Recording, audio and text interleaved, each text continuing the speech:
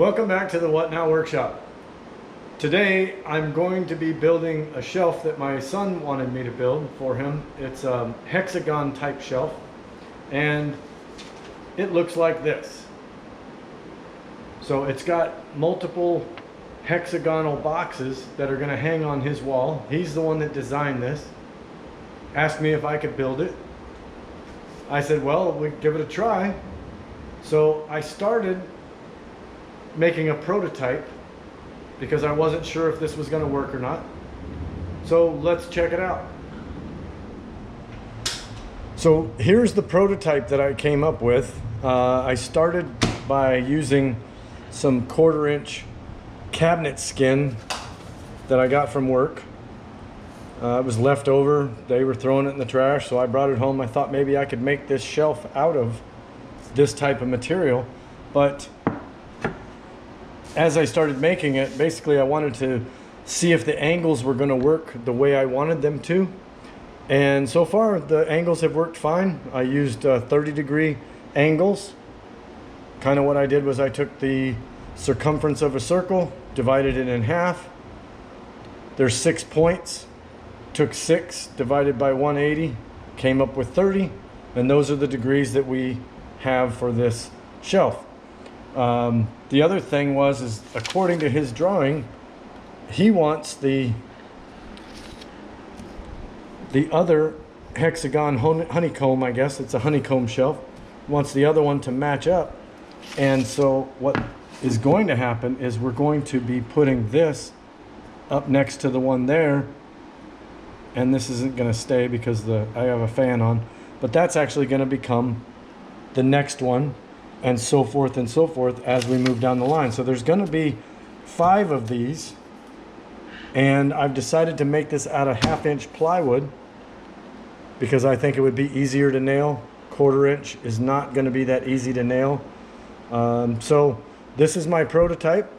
This is the project we're starting. Hopefully we can get it done for him, and he's actually helping me. So we have all of our pieces cut for this hexagon or hexagonal shelf that my son came up with. He wants to hang this on his wall. And how I was able to cut these so quickly, how I was able to cut all these pieces as quickly as I did, I kind of had to figure it out as I went. But what I did was I had a pattern that I made, and since this plywood is the same on both sides, I could just flip it over to make my 6.5 inches, because that's what this is, 6.5 inches, rather than having to measure every piece like I did on my practice piece or my prototype. The other thing with my prototype is that it had a sheen on one side and it was flat on the other, so I wanted to make the inside of the shelf with the shiny side, so therefore I had to keep turning it over, running it through, taking a scrap piece off, recutting, etc. But with this, what I did was I made a pattern, and once I ran this through using my miter gauge, I was able to flip this over, take my piece with the long points on the back, so the long points met up, make a mark, and then rerun it through. Of course, this piece is a little smaller than the ones that I was using, but rerun it through. Now with a 45 or 30 or any other degrees, you kind of don't know where the blade's going to go in at without a miter fence. So I drew a line right here on my table saw.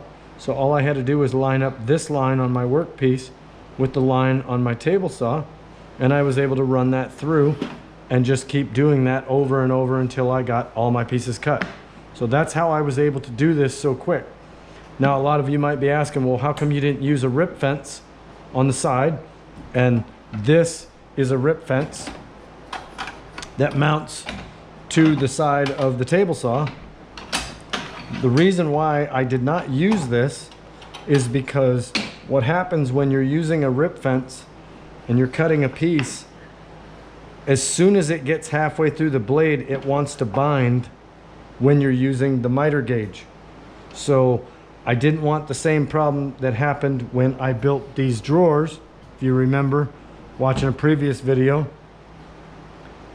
So that's kind of how I did that. Now the next thing we need to do with this project is we need to glue it, nail it, throw some sanding on it, and from there we're going to let my son figure out what he's going to do to finish it, whether it's going to be paint or stain or otherwise. So that's how we did this. That's how we got this far.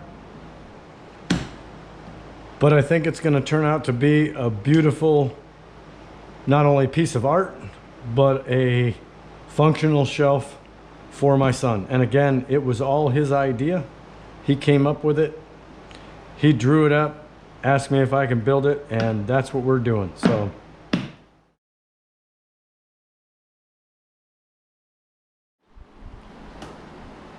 So here is our honeycomb slash hexagonal shelf all put together, standing upright. I've already patched it. Now what I need to do is sand it, and my son is going to paint it, and I'm going to let him paint it because this is his idea, this is his vision. I just work the power tools. He's too young to work power tools at this point, but pretty cool actually.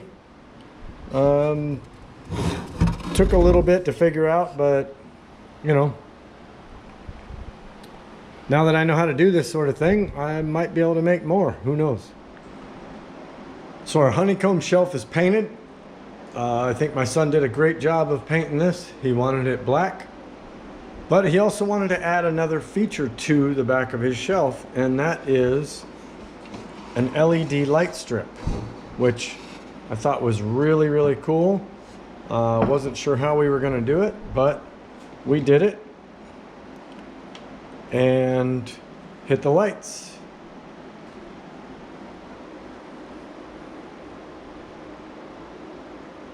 So that'll look really cool hanging on a wall. Of course, this is the back of the wall, or the back of the shelf, or it'll be hanging off the wall, and it will illuminate whatever he's got on his shelves.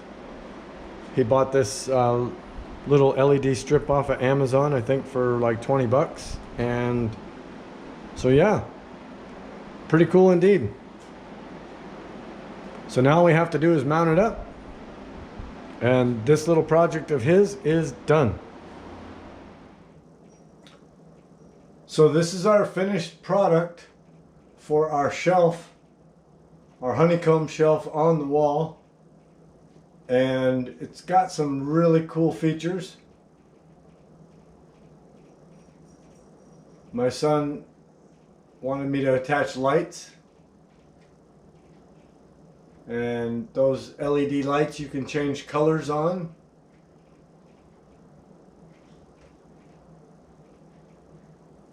So pretty neat actually. And again, this was his idea. This was all his idea. But what I've done is I mounted them. If you can see, I mounted them to the wall with a bracket, just hanging off the wall about a ½ inch. So this project is done. So that was a fun project to do. The honeycomb shelf, again, that was my son's idea.